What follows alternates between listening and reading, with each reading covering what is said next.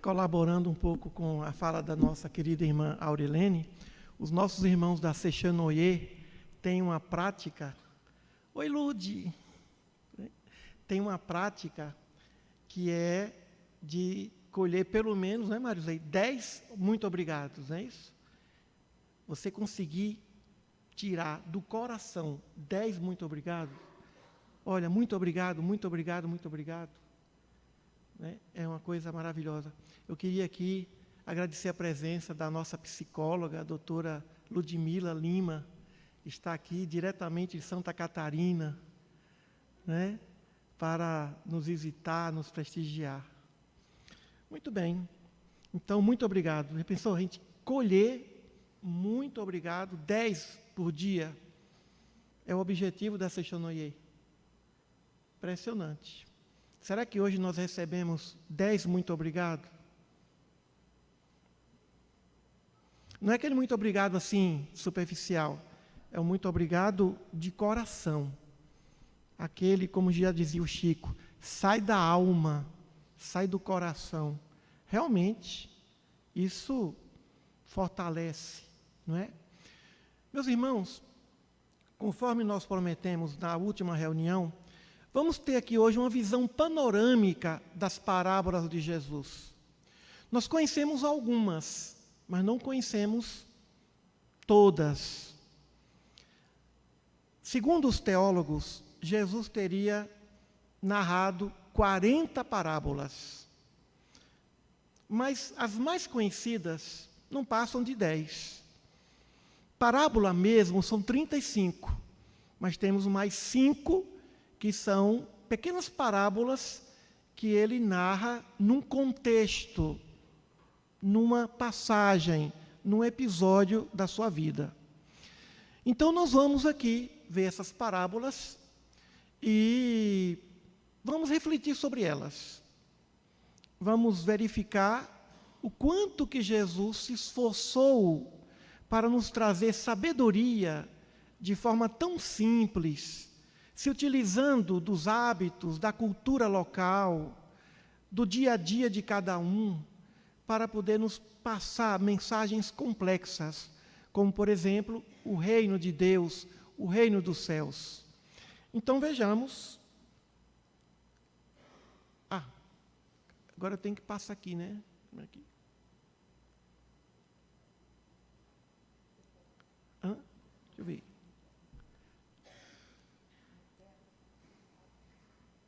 Deixa eu ver se é assim. É assim. Legal. Bem, vamos começar. Parábola da moeda perdida. Bem semelhante com a parábola da ovelha perdida. Jesus falando o que significa uma ovelha perdida, uma moeda perdida, alguma coisa perdida.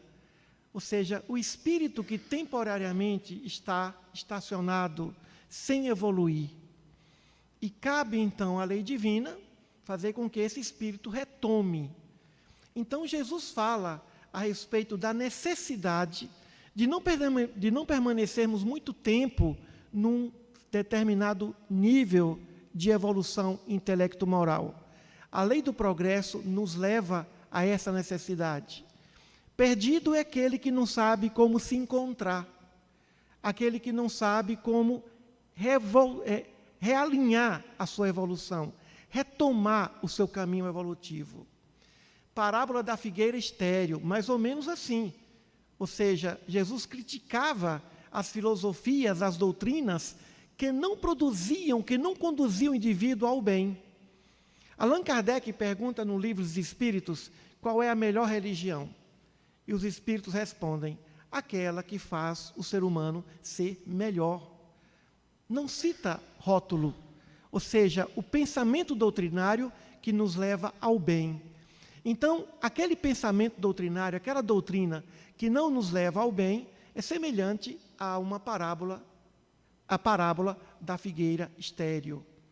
Parábola da figueira, e ele diz, olhai a figueira e todas as árvores, quando começam a brotar, basta olhá-las para saber que o verão está perto. Vós, do mesmo modo, quando virdes acontecer essas coisas, ficais sabendo que o reino de Deus está perto.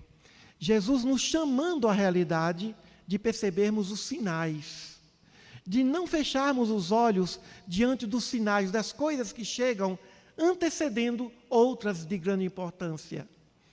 Então ele usa a parábola da figueira, nos colocando em vigilância. Parábola da grande ceia demonstra com que empenho Deus, através das suas leis, tem nos amado e deseja que estejamos com Ele em todos os momentos da vida, principalmente nos convidando à perfeição espiritual. O que Deus quer de todos nós é a condição de espíritos perfeitos, para que nós possamos compreendê-lo plenamente. Parábola da ovelha perdida, semelhante à da moeda perdida, ou seja, aquela que faz com que nós percebamos que Deus está sempre preocupado em atrair aquele que se encontra temporariamente em estacionamento espiritual, sofrendo por causa disso. Inclusive, Jesus disse, o grande pastor é aquele que sacrifica todas as condições para salvar aquela ovelha perdida. Deixa as 99, se ele as tem 100 ovelhas, e vai atrás daquela que se desgarrou do rebanho. Parábola da pérola. Ele compara o reino dos céus a uma grande pérola que nós encontramos, a um grande tesouro que nós encontramos. E quando encontramos, nós desistimos de tudo aquilo, de todas as coisas que não têm tanto valor assim, fama, poder, glória, riquezas materiais, em prol de uma riqueza maior. Essa riqueza que nós podemos transitar, carregar em qualquer lugar, para qualquer lugar do universo, no plano físico ou no plano espiritual. Então, a pérola, Jesus compara o reino dos céus com pérola, com tesouro, o tesouro escondido, ou seja, é uma coisa importante, é o que há de mais importante para todos nós. Parábola da rede.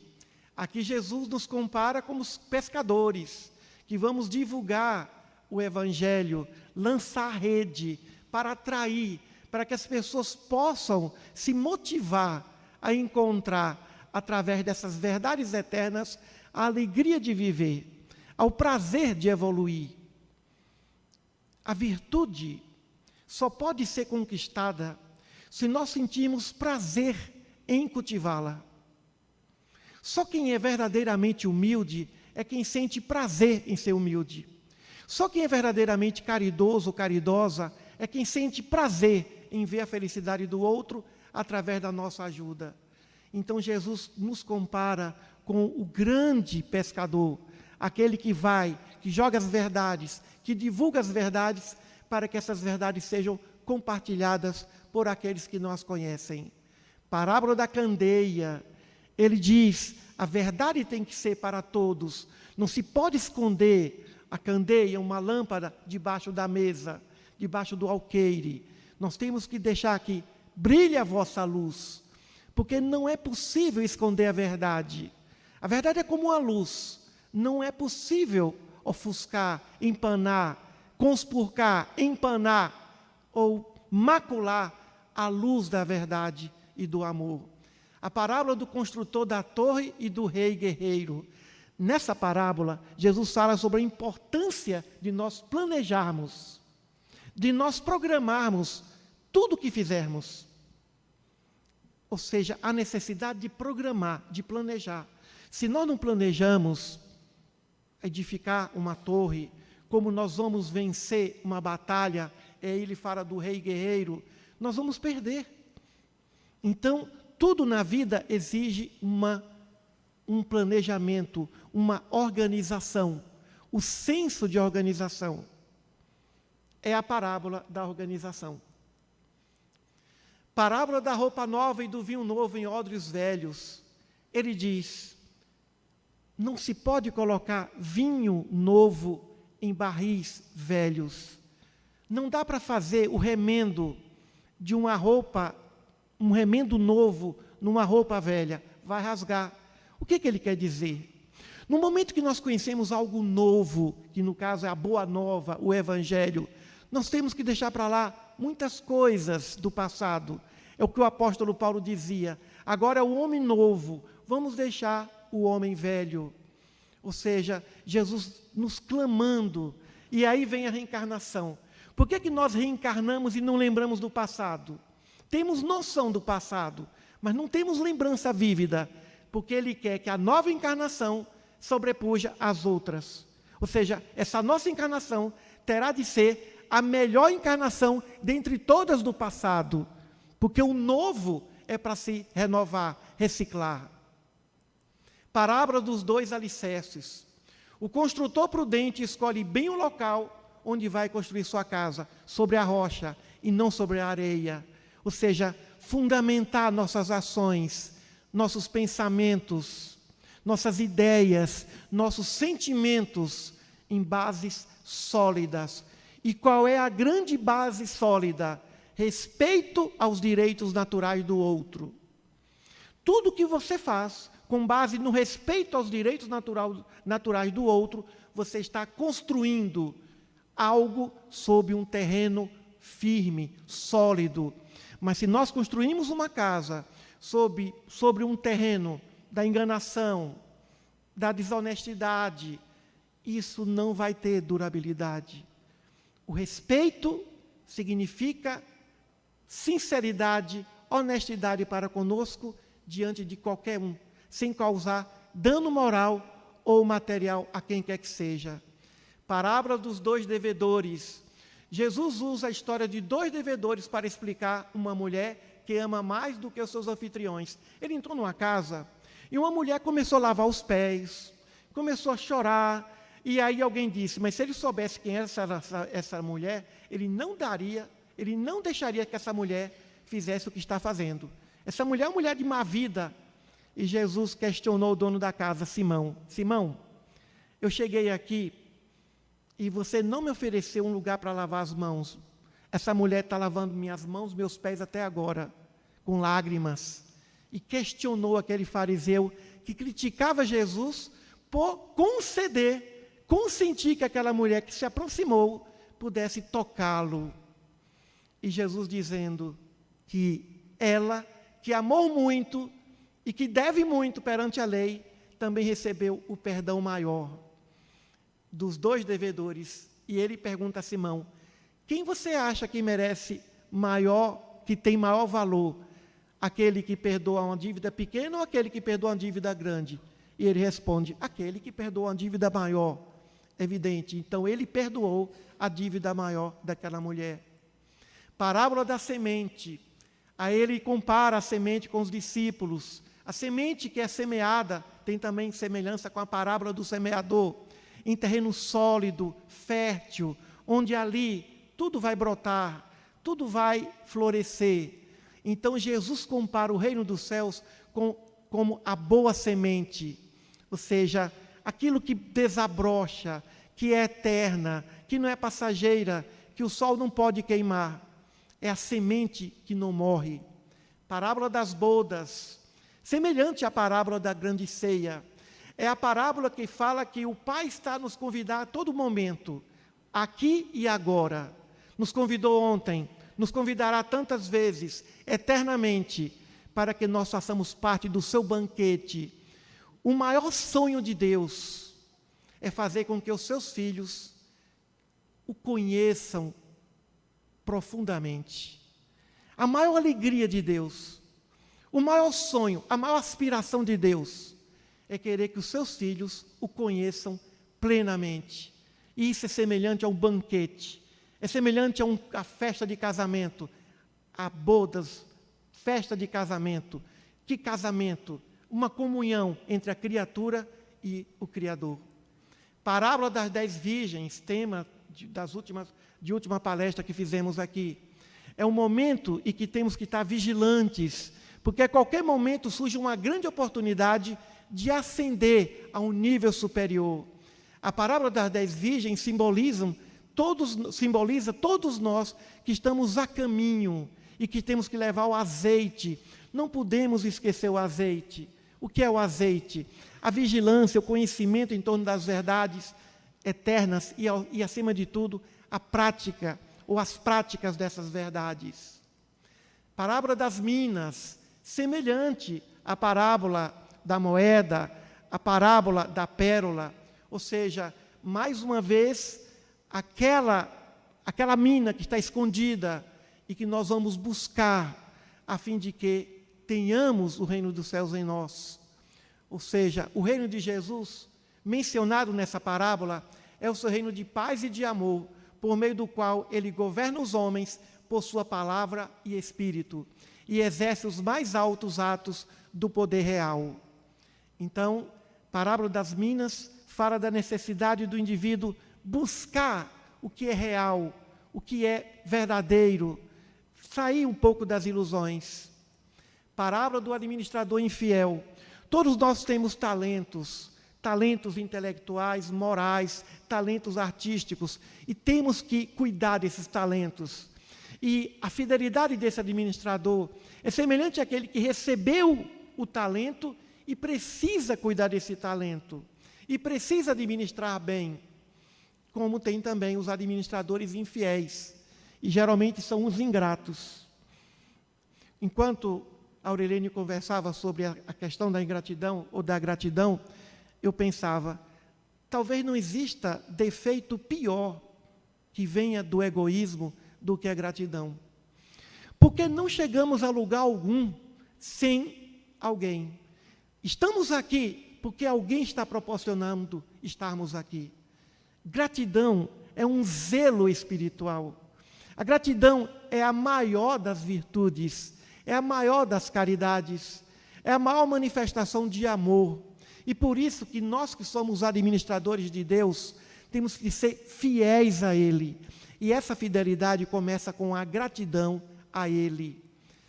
Parábola do amigo importuno.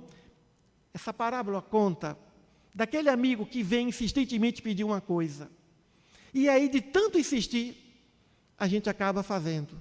Ou seja, é a parábola que Jesus enaltece a perseverança, a persistência. Aquele que perseverar até o fim, esse será salvo. É a parábola que nos leva à persistência, semelhante à parábola do juiz iníquo. Parábola do avarento, alerta aqueles que tudo depositam na posse dos bens materiais e se apegam, são possuídos por aquilo que possuem. Essa parábola nos alerta ao que os orientais sempre nos conclamam: desapego. A grande filosofia budista fala muito sobre o desapego. Essa parábola do avarento está combatendo o excessivo apego que temos a coisas e até as pessoas. Ninguém é de ninguém, como já dizia Zíbia Gasparetto. Não somos proprietários nem propriedade de ninguém. Porque a avareza não existe só no plano do dinheiro, mas também no plano das pessoas. Meus amigos, e não pode ser amigo de mais ninguém. Então, a avareza material e a avareza espiritual. Essa é a famosa parábola do bom samaritano. Samaritanos que eram marginalizados, que ajudou quando um sacerdote negou, quando um levita passou e não socorreu um homem que estava à beira do caminho, doente, sangrando. Aí Jesus valoriza a quebra do preconceito. Jesus quebra o preconceito com a parábola do bom samaritano e com a parábola do publicano e do fariseu. Jesus é contra o preconceito.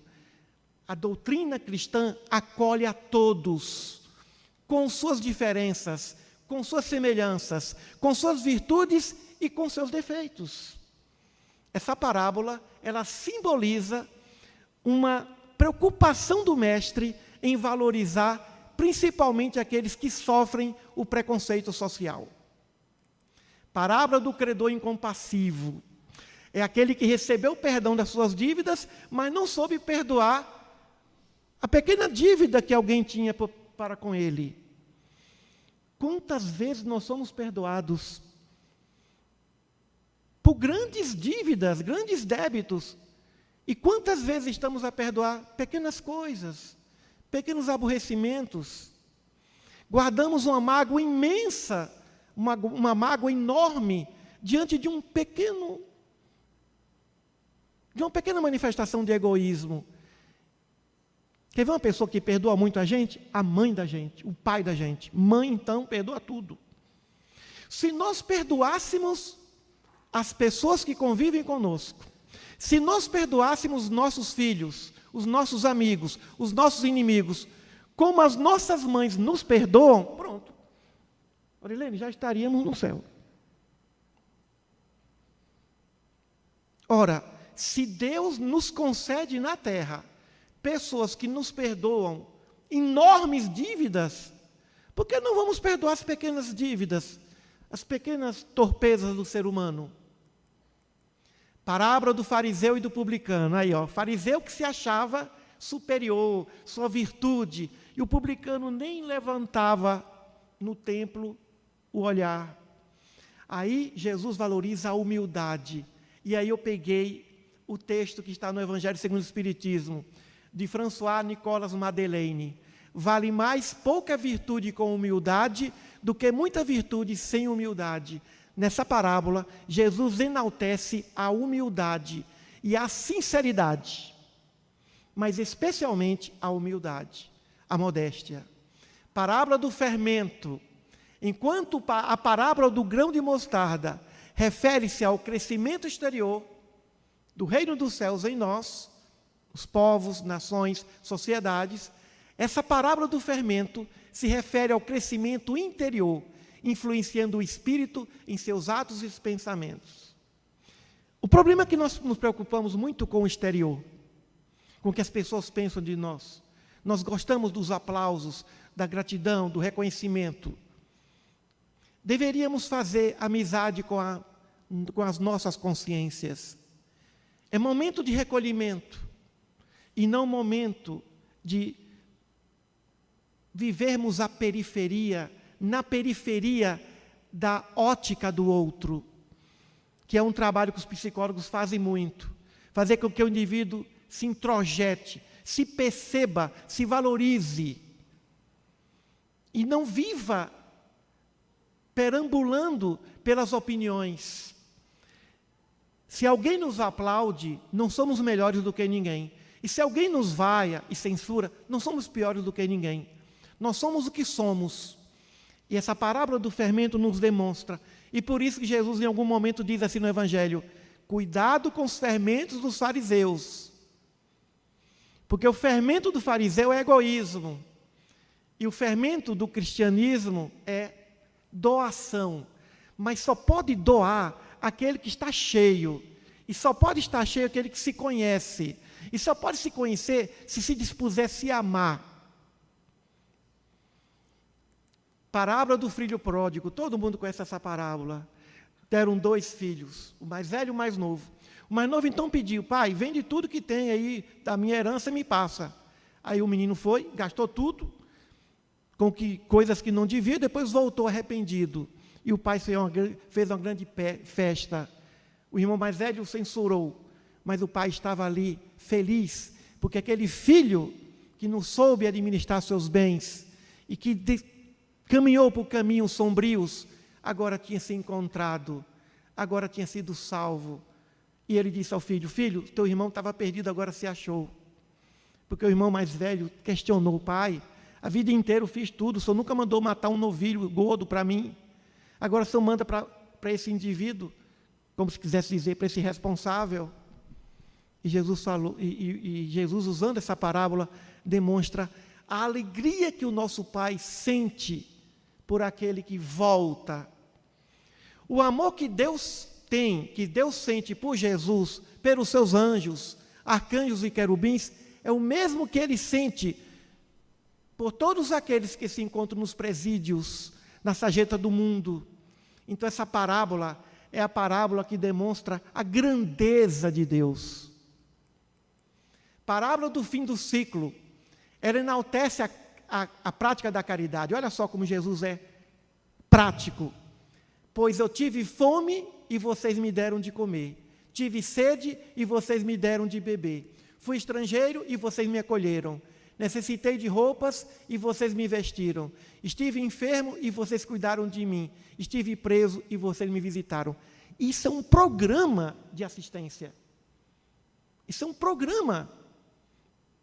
Por que do fim do ciclo? Porque é o momento que o indivíduo desencarna e se vê diante do tribunal da consciência. E quer um lugar de prestígio quando chega do lado de lá. E a própria consciência diz, como é que você quer os primeiros lugares, ocupar bom lugar aqui no plano espiritual, se você não cuidou daqueles que necessitavam? E ele diz, aquele que fizer para algum desses pequeninos, esse sim poderá alcançar um bom lugar no plano espiritual.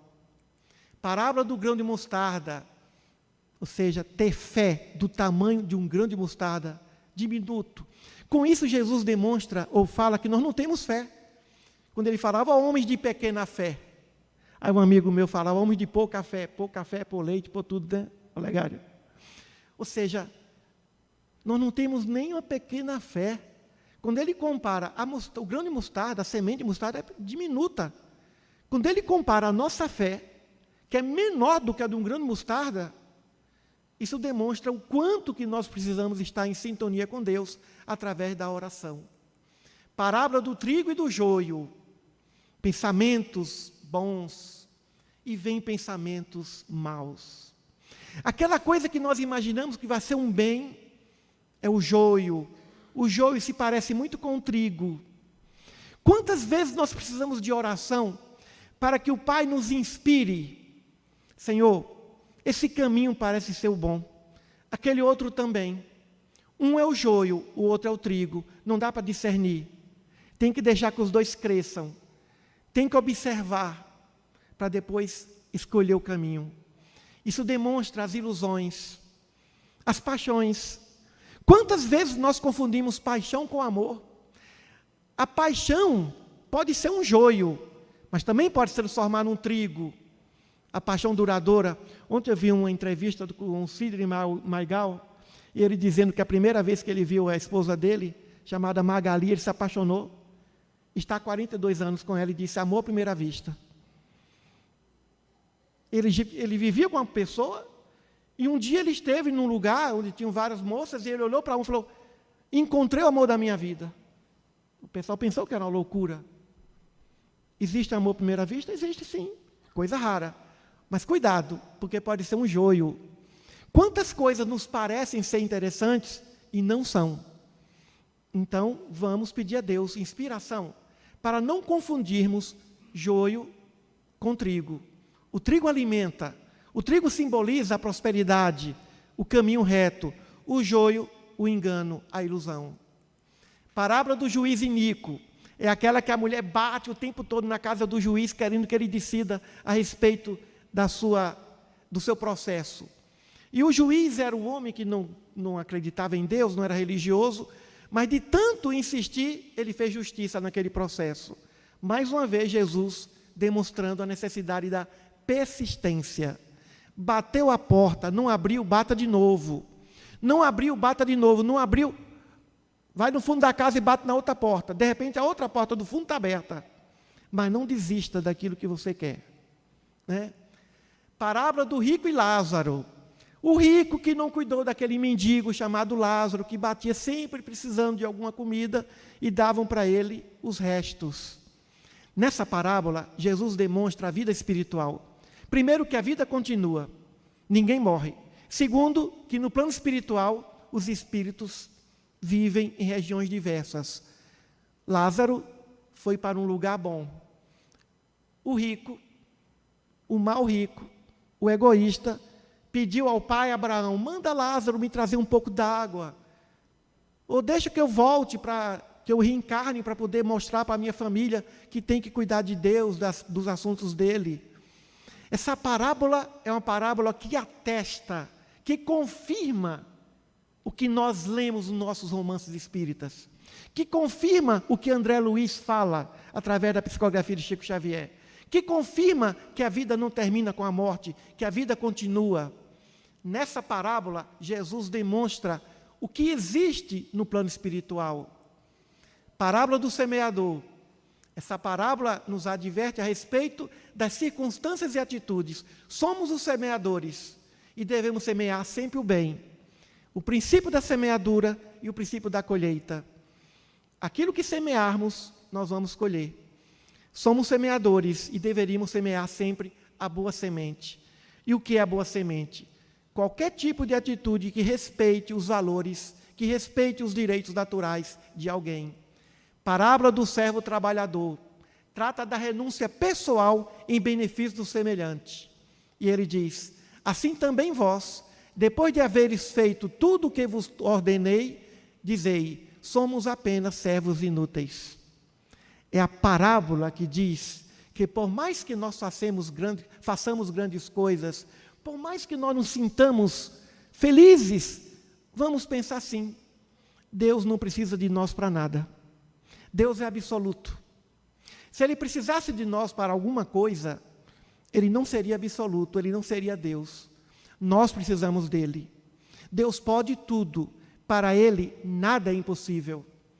A parábola do servo trabalhador nos ensina que nós somos a luz do mundo, nós temos importância, mas não nos deixemos enganar pelo orgulho, pensando que nós somos insubstituíveis, pensando que se não fosse por nós, o outro não poderia ser feliz. É um engano. Parábola do servo vigilante. Servo vigilante está sempre preparado. É o vigiar e orai. Está sempre vigiando em relação a pensamentos, atitudes, ocasiões, lugares, contexto histórico. Ou seja, aquele que está sempre pronto para agir organizadamente. E qual o segredo disso? Não vamos fazer algo que não nos compete. Quantas vezes a gente faz coisa que não é da nossa missão, da nossa competência? Toda vez que nós fazemos alguma coisa que não é da nossa missão, do nosso dever, nós deixamos de fazer algo que seria o nosso dever. É como um mar. Toda vez que a maré está cheia de um lado, está vazio do outro lado. Por isso que aquela pergunta do apóstolo Paulo é fenomenal. Senhor, o que queres que eu faça? O que o Senhor quer que eu faça? Não estamos aqui para fazermos o que nós queremos. O próprio mestre disse: eu não vim fazer a minha vontade, mas a vontade daquele que me enviou. Parábola do tesouro escondido, de novo, né? O verdadeiro tesouro, o reino dos céus. O que é o reino dos céus? Reino dos céus, meus irmãos, é consciência pacificada, consciência em paz. Reino dos céus é nível de consciência pacificada. O reino dos céus está dentro de vós. Por que está dentro de vós? Porque diz respeito à consciência. É na consciência que as leis divinas estão gravadas e temos que estar em alinhamento, alinhados com essas leis divinas. Parábola dos dois filhos. Um que disse: eu vou trabalhar na vinha, e não foi. E o outro que disse: eu não vou, e foi. Mostrando assim que o que vale não é o que nós falamos, mas é o que nós fazemos. Nossas atitudes valem muito mais do que nossas palavras. Ainda que as palavras sejam lindas, que comovam, mas as atitudes ensinam verdadeiramente. Nessa parábola, Jesus nos ensina a praticar, a valorizar a prática e não só a palavra. Parábola dos lavradores maus, aqueles que plantam, semeiam ervas daninhas, que se constituem obstáculos, tentações à vida alheia, obstáculos à evolução. O lavrador mau é aquele que dificulta a semente, o florescimento da árvore, porque não sabe cuidar bem da terra. Parábola dos primeiros lugares. Aqui Jesus dá uma lição de etiqueta. Não ocupe os primeiros lugares. Se bem que aqui no Irradiação vocês podem ocupar os primeiros lugares. Estou vendo que o primeiro lugar aqui não está sendo ocupado, mas podem ocupar, sem problema.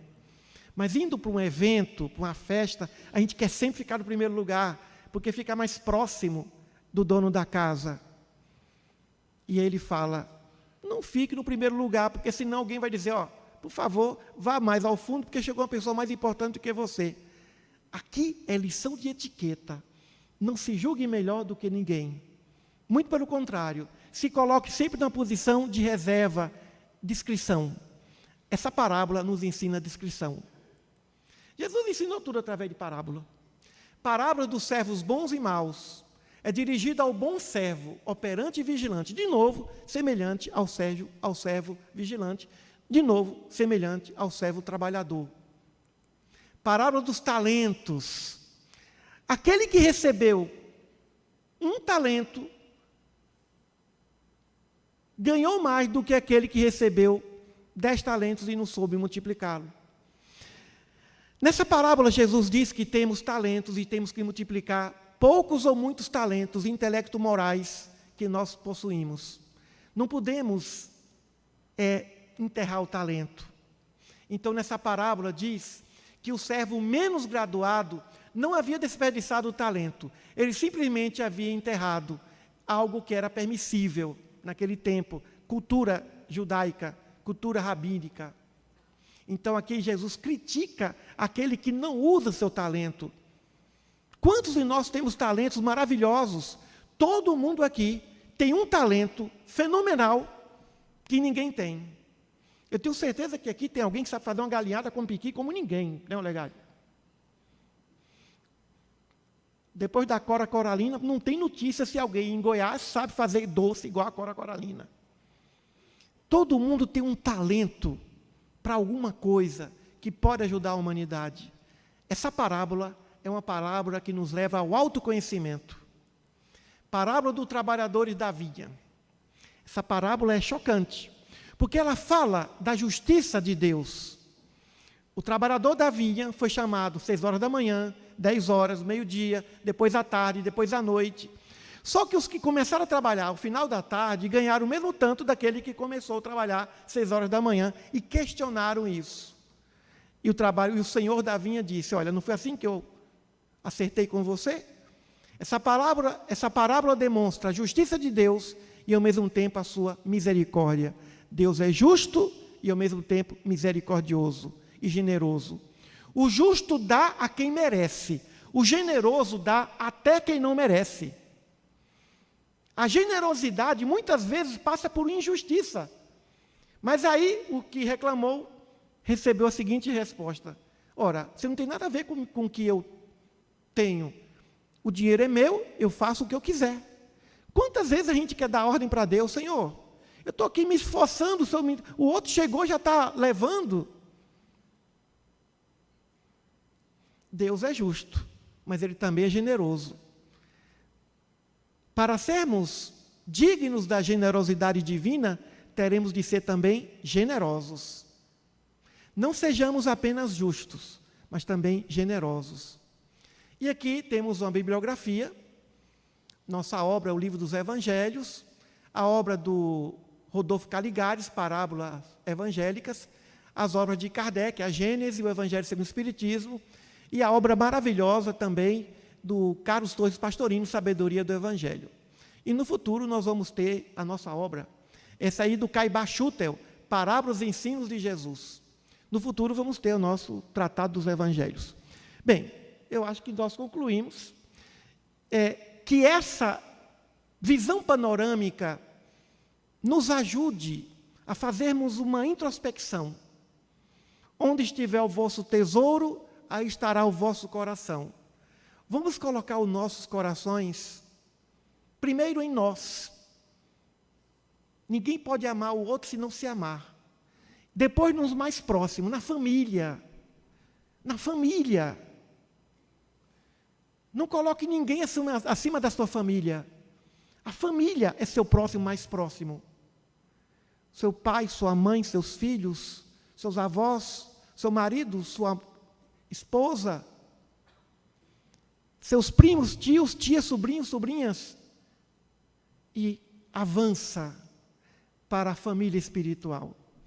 Que Deus nos abençoe, nos dê a sua paz e até o nosso próximo encontro.